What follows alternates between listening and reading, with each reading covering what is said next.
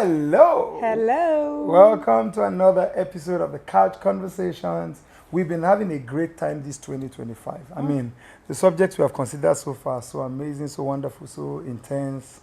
Like, we believe that, God set us up in this system and at this time to bring value to your life, bring clarity that helps you. Ocholi Okutepa is my name. This is my beloved wife, Julia.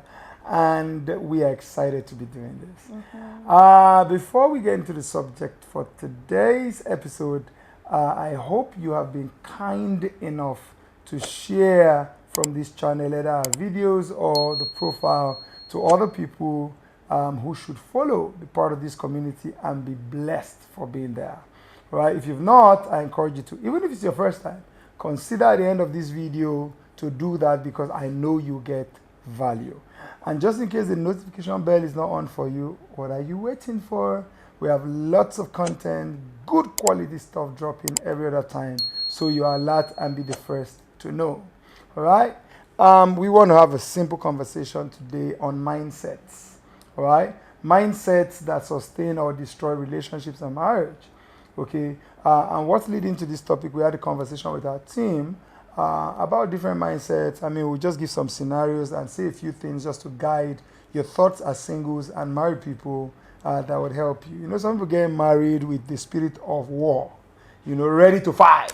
You came prepared. Came prepared. Like your people, your village people cooked you. They told you what to expect. And they told you, see, in this marriage matter, you shouldn't take any S ending with T, as in you should be ready. Don't take nonsense. Then for some people, of course, in the process of the marriage, you even get angry, like your parents stressed me when I was getting married, I would deal with you, I will show you, I will this. I mean, you hear all manner of stuff that I just wonder, like, do these people know what it means to be married? Do these people know what marriage is? Go ahead. No. I thought you wanted to say something. They came for war. They were told marriage is war. So depending on how you are able to assert yourself, that's where you find your freedom. That's where you will find, as in, your opinion matters and things like that. Marriage is not war. And I figured that this conversation will not really be a long one because we have a very simple advice to you, whether you're single or married. For the single, what you expect, you will have.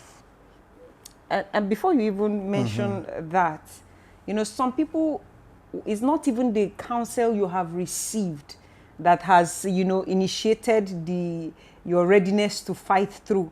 Some people, is the trauma they face coming up. Like, you've seen a lot of people, have so much crisis in marriage, and you said to yourself, this won't be my case, that won't happen to me. So I'm here ready to fight through to ensure that this is not me.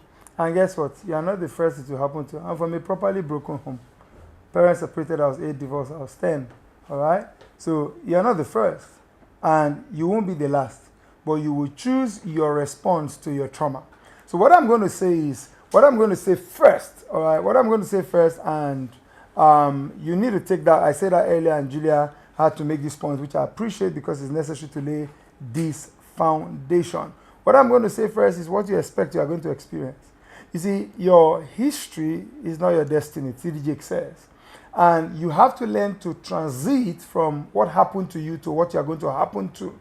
So you see, whether it's from exposure, from trauma, from media, from anything, even from your own experience, if you continually expect a certain set of reality, the Bible says, guard your heart with all diligence, for it determines the course of your life. So if I'm speaking to you as single, whatever reason you have for expecting crisis, war, chaos, and all of that is not good enough. Because you see, whatever Satan did is not as important as what you think. All right? Because what Satan does is that Satan wants to influence your thinking. So some people feel when they get into the marriage and it's chaotic, and they now bring the war they were ready to fight, they feel, see, I knew it. No, you did not know it. You created it. So it is not that something that was going to happen happened. No, it is that you thought, processed, and permitted a reality to be. And guess what? It lowers your capacity to choose right. Yep. Because when you're expecting war, your sieving capacity of who to choose is even low. Because what happens is, anybody that comes, you just feel, no, it's not about selection, it's about war. So you realize that you're not choosing right because you did not apply the right principle. And if you are married already, let me tell you the truth. 2 mad persons will simply create more chaos than 1 mad person. Sure. Mahatma Gandhi said, an eye for an eye, a tooth for a tooth, and we have a blind and a toothless nation. You see, do me, I do you is how we bury 2 persons in one day. All right? So it's important to realize that this is why the Bible teaches pursue peace with all men. Now, if God can tell you to pursue peace with all men, how much more the one you married? Do you understand? So you may have even entered marriage with the mindset, I'm telling you, it is certain destruction. You just want to suffer. All right? The pursuit of peace will always stabilize the ship. And guess what? Between light and darkness, which one will drive out the other? You bring the light and see how. Let's assume your partner is even bringing on all those nonsense. When you bring the light of God's peace, when you bring the light of pursuing peace, you'll be shocked how it will influence the union. So we're not just talking to you, we're also talking about what you do if your partner is the one that is toxically shaped that way. So it's so important to understand that, you see, your mindset is actually dictating your marriage reality or your relational reality. So you need to go to the place where you battle the mind before you try to have an experience. All right? So I said it was going to be short because there's not a lot to tell you. That's the honest truth. We can go into the stories upon stories. Go to the place where you battle your mind. Perhaps we should just mention a few things you can do to battle your mind.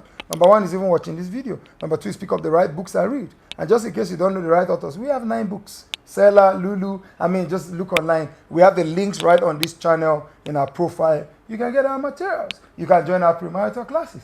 All of these systems are systems that rewire your thinking. And you can also pray for God to heal your heart and heal you of that trauma. Exactly. Yeah. You can pray. All right. So you see, you need a mind rewiring. That's what we're saying.